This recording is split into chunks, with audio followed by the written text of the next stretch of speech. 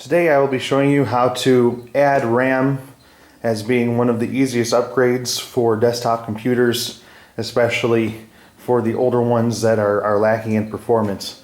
I'm doing this on an old Dell that's about 10 years old, and I've already gone through the process of determining what the right kind of RAM is. This is simply just the installing portion of the demonstration. Most computers have a screw on the back plate somewhere along here, which you can unscrew, and then this portion would slide off. But in my case, there are buttons on both the top and the bottom of the tower which allow us to open the computer. It's basically spring-loaded.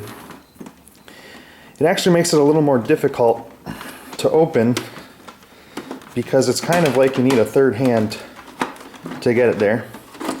But then also, once we have it open, we can't open it any further than the lid allows us to, whereas the other ones where the lid slides off gives us a little more room.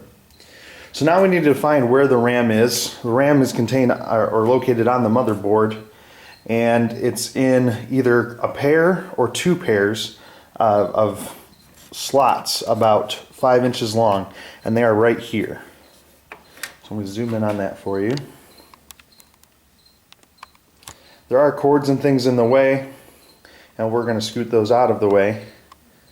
But hopefully you can see either the black or white tabs, and those are located on either side. And you can see right now there's a piece of RAM or a chip of RAM in each of the slots that has a black tab.